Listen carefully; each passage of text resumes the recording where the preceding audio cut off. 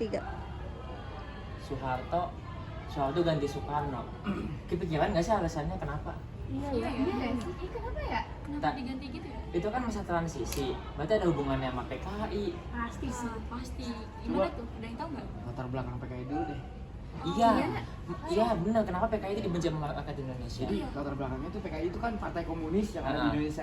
Iya. Nah tujuannya PKI ini tuh untuk menggulingkan masa pemerintahan presiden pada masa itu. Yaitu pas di situ tuh Presiden Soekarno kan. Iya.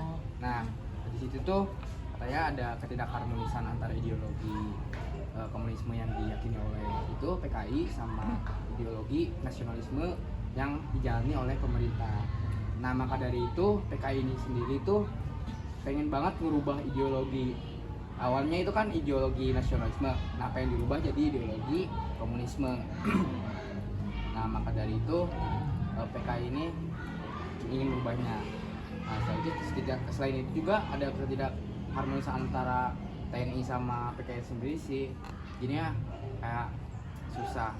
Nah maka dari itu PKI ini ingin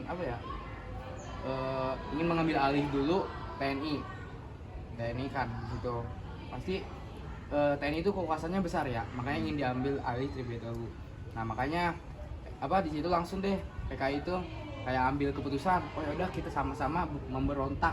Nah terjadilah di situ pemberontakan, penculikan perwira tinggi yang 6 orang jenderal itu. Oh, ketika polisi PKI. Itu yang 30 September 1965. Berarti ada hubungannya sama ini ya, apa Titura? Titura. Soalnya Titura lagi kan tuntutan rakyat, di situ tuh rakyat-rakyat tuh pada pingin membubarkan PKI, terus penggantian kabinet sama penstabilan ekonomi. Betul. Jadi gimana tuh gerakan Tritura, aksi Tritura itu? Kalau yang gue tahu kan gerakan Titura itu kan gerakan untuk menuntut gerakan rakyat untuk menuntut kepada Soekarno. Di antaranya itu pembubaran PKI, perombakan kabinet Brikora, sama yang terakhir tuh penstabilan ekonomi. Sebenarnya yang kedua itu pernah diusulkan sebelum ada Titura ini. Cuma yang setelah ada Titura itu yang ketiga baru ada rancangan baru tuh untuk menstabilkan ekonomi. Terus apa lagi yang gue ingat waktu itu ya? Gue pernah baca website gitu dah kalau nggak salah. Jadi tuh pas Soekarno itu nggak bisa mengikuti permintaan yang pertama, itu membubarkan PKI. Soekarno tuh nggak bisa di situ nurutin permintaan itu. Makanya kan masyarakat nggak stabil dong. Masyarakat memberontak. Terus kan ya ada percekcokan kayak demonstrasi gitu loh di depan gedung DPR gitu. Kalau nggak salah itu cek itu sama Cakra Wibawa kalau nggak salah. Itu gabungan dari polisi TNI gitu buat ngamanin DPR. Dan itu pun ada yang meninggal, mahasiswa Universitas Trisakti. Iya. Dalam demo itu ya ujung-ujungnya sih PKI Soekarno di situ belum bisa ngebubarin PKI gitu. Nggak tahu alasannya kenapa. Tapi setelah itu ada dikrit bau gitu, Super Semar, surat perintah 11 Maret. Itu kan berarti memberi kewenangan kepada Soeharto. Dan itu masyarakat tuh berpikir kayak kalau Soeharto punya wewenang kayak presiden, berarti ini namanya mau masa transisi dong, mau pergantian. Kayaknya itu alasannya ya. Super Semar gitu, sama PKI juga tadi. Tokoh-tokohnya gimana tuh dalam Tritura? Iya, tokoh-tokohnya gue nggak ingat juga sih. yang tokoh-tokoh yang ikut serta dalam Tritura itu yang pertama itu ada Arif Rachman Hakim. Dia tuh kayak seorang mahasiswa dari Fakultas Kedokteran di Universitas Indonesia yang ikut serta dalam gerakan aksi Tritura. Terus ada juga ada Hariman Siregar. Terus dia juga dewan dari universitas yang sama, yaitu Universitas Indonesia, yang menjadi bagian dalam aksi-aksi Tritura. Terus yang ketiganya ada siapa sih? Aku lupa lagi, bentar. Sofyan Wananji. Nah, Sofyan Wananji itu dulunya dia bernama Lim Bianchi. Dia juga sama juga terlibat dalam aksi-aksi Tritura. Oh, berarti dia Cina ya? Iya. Masih ada? Oh, masih ada. Masih ada lagi. Selain tiga itu, yang keempatnya itu ada Kosmas Batubara. Dia itu seorang mahasiswa dan juga politis yang terlibat juga dalam aksi Tritura.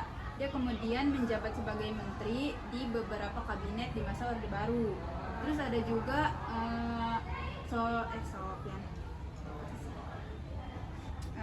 Sugeng Sarjadi. Sugeng Sarjadi juga seorang mahasiswa dan juga politis yang aktif dalam aksi Tritura.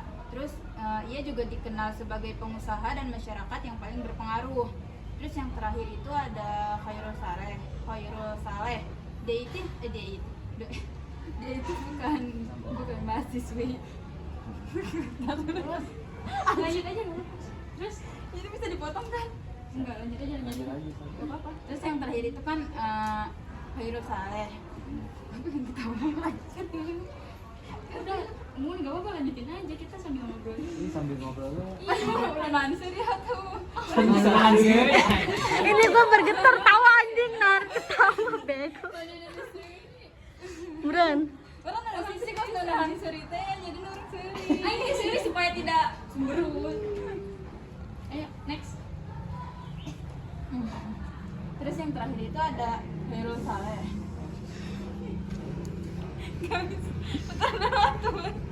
Takbir anjing, takbir. Gerak. Pasin dulu, pasin. Ayo.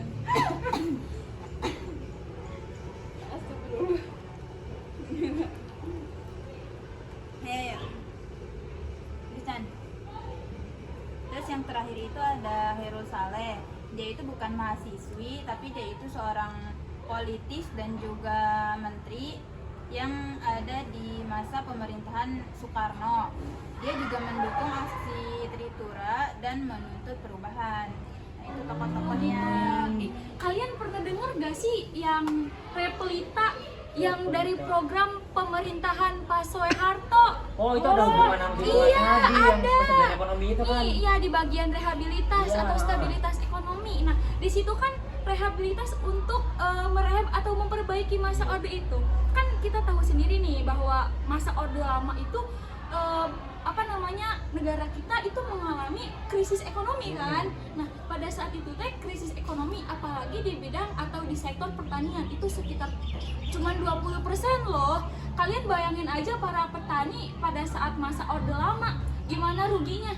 Iya kan? Iya. Nah, terus pada masa Orde Baru nih kan mau pergantian ke Orde Baru. Nah, itu kan pemerintah itu menyuruh kita itu buat intinya mah tuh kayak mendukung gitu kan untuk perkembangan ekonomi gitu. Dengan adanya APBN. Iya kan? Tapi setelah setelah Pak Soeharto itu kan dia mengusulkan bahwa ada Repelita atau rencana per 5 tahun. Nah, gimana sih rencana per 5 tahun ini? Nah, rencana per 5 tahun itu ada 6 tahapan ya. Nah, yang pertama itu ada Pelita 1, Repelita 1 atau di sini tuh kayak dia Pak Soeharto ini tuh kayak mengembangkan sektor-sektor kayak pertanian, terus kayak masyarakat di bidang dekat ke pegunungan lah intinya gitu. Terus ada juga di bidang pembangunan. Nah, pada bidang pembangunan itu kayak Pak Soeharto tuh lebih memfokuskan kayak ke bidang pembangunan gitu. Nah, terus ada juga Repelita yang ketiga itu di bidang industri atau lowongan pekerjaan gitu. Nah, terus yang keempat itu ada pada bidang untuk sama kayak yang Repelita yang ketiga itu lapangan kerja dan industri.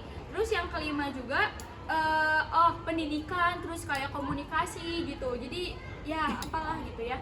Terus tapi di Repelita yang keenam itu tidak berjalan, teman-teman. Kenapa? Untuk lebih kelanjutannya mah saya juga kurang tahu. Wow.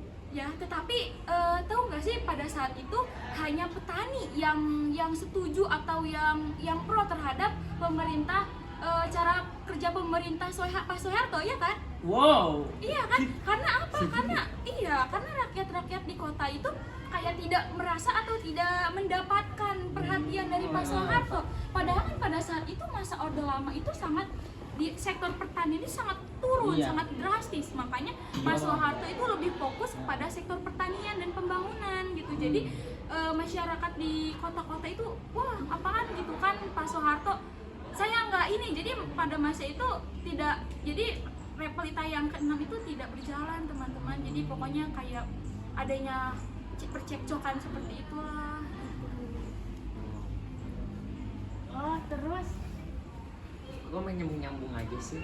enggak, aku jadi inget pas Oh, jadi pas perusahaan bangsa asing Iya, gitu ya, apa yang, tuh? yang akhirnya diganti jadi ekonomi demokrasi terpimpin. Nah jadi pas kemerdekaan itu Indonesia tuh diambil alih oleh perusahaan-perusahaan asing. Nah ditambah itu kan korupsi yang merajalela, terus politik yang gak stabil gitu loh. nggak aneh ya. Iya betul. Nah terus pada tahun 1959 Soekarno ini memulai era demokrasi terpimpin dengan berbagai kebijakan-kebijakannya seperti nasionalisasi perusahaan asing, politik kontransisi, iya betul. Terus kerjasama dengan negara blok-blok timur dan itu apa sih satu lagi? Bentar. Deklarasi ekonomi.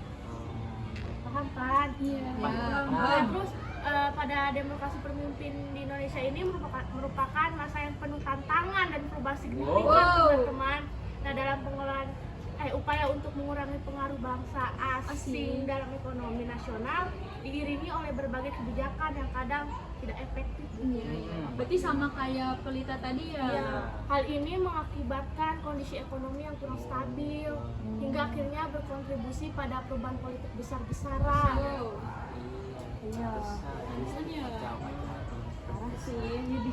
Oh, jadi pada masa itu politik dan ekonomi Indonesia dalam keadaan genting. Iya, nggak stabil. Ya, benar. Terutama setelah kejadian peristiwa gerakan 30 September tahun 1965. Ya, Itu ya ada yang ngechat ya WA. Enggak ada. ya abaikan saja. Kita abaikan aja, kita lagi Lagi ngobrol. belajar. Kayak abaikan aja. Terutama militer dan masyarakat yang semakin kritis kepada kepemimpinannya.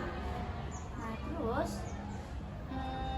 salah satu yang diambil oleh Jenderal Soeharto adalah penerapan Supermat, Surat Perintah 11 Maret pada tahun 1996. Nah, jadi memberi Soekarno wewenang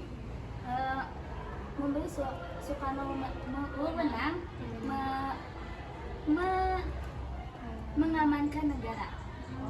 Ya. Dan mengawali era Orde Baru pada tahun 1990. Jadi gitu. Nah, ada lagi, terus ada kebijakan selanjutnya nih di era Orde Baru. Yang pertama itu kayak didudarinya PKI. Didudarinya PKI itu kayak apa ya? Jadi nggak cuma PKI gitu. Organisasi-organisasi pendukungnya juga yang berbasis di masyarakat juga didudarin gitu. Terus yang kedua, dia Soekarno itu menerapkan ini keluarga berencana atau kayak KB, kaum dua anak cukup ya itu. Terus Soeharto. Terus ada lagi kayak apa ya, P4 itu kayak